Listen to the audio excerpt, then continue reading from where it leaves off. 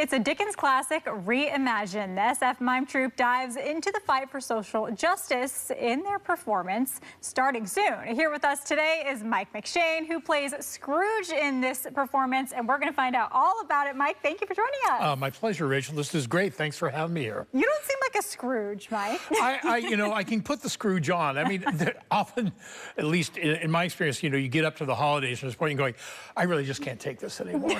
I hate everything and I hate everybody and I want to go and hide.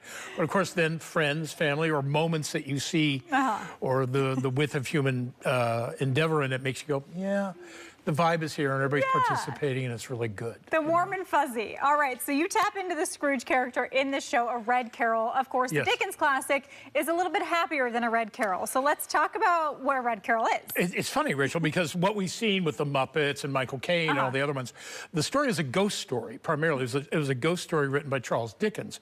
Ghost stories were very popular in the time in England to tell. They didn't necessarily have Christmas stories, but they usually had a story that went from going into the dark and coming into the light. Because of winter, that was a natural progression in storytelling. It's a way to get you through the hard times. But the social conditions that he talked about in most of his novels, and this was a novella, a shorter one, are dire and hard, and people are downtrodden and beat down by the system which was maintaining an upper class, a middle class, and a lower class. So we're going back to some of the elements of talking about the things like the prisons and the workhouses, the treadmill, way to get labor out of prisoners. You could go to jail for being poor. And Scrooge is a advocate of that in the beginning, and through the visit of a ghost of somebody who knew, and then three other ghosts who show what life was like before, what it's like now, and what it's going to turn into, has him as an individual character change his heart. We've changed it. The main character really is Bob Cratchit, the man who works for Scrooge. And he goes through an activist phase where he decides to call Scrooge on his action, and not on his individual action, but what he supports.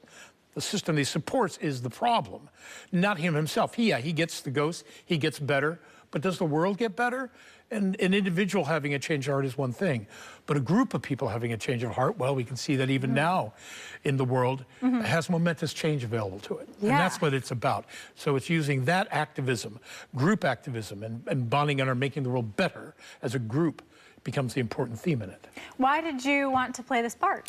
I started off as a Bay Area actor. I learned my trade here in 1980 through 1990, and I worked with a couple of people, one being Michael Gene Sullivan and Valina Brown, who were in the troupe. We worked at ACT together, and we had both done Christmas Carol and had our ideas of it. And the idea for it came from Michael observing something I'd observed, but we didn't share at that time, of it ever being moved by it, but then leaving and seeing the unhoused and the state of people around, ACT, and going, that's not me, that's not me.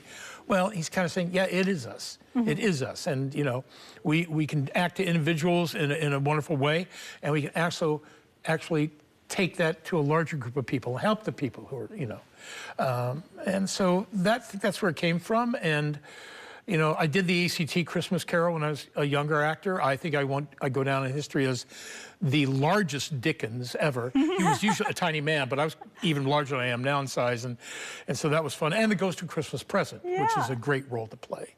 So it's a nice little homecoming. My history as an actor is, done here. And it's the San Francisco Mime Troupe, which is an important American theatrical institution. It's from 1959. I mean, their joke is we're the Mime Troupe, but we're never silent.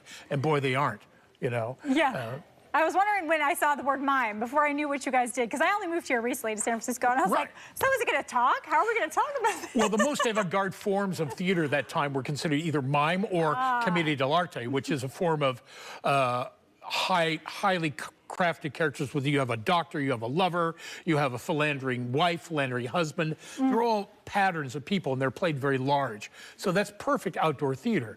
So their history from 1959 on is doing this amazing left activist theater, and they're a theater collective.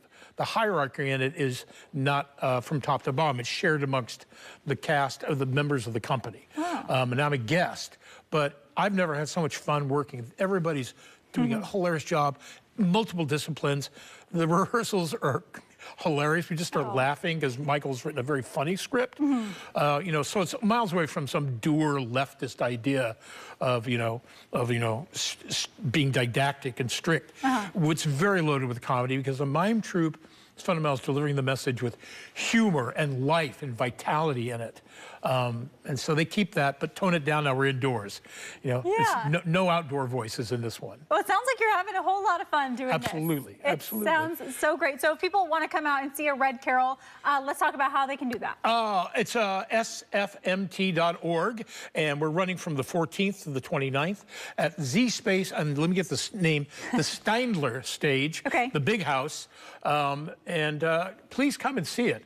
It's fast, it's hilarious, it's I think it's quite moving, and it has a great level of power of the people for the people underneath it. All right, Mike, thank you so much. You've sold My pleasure. me. It sounds wonderful. Thank you so much for being here. No bah humbug here. Love it.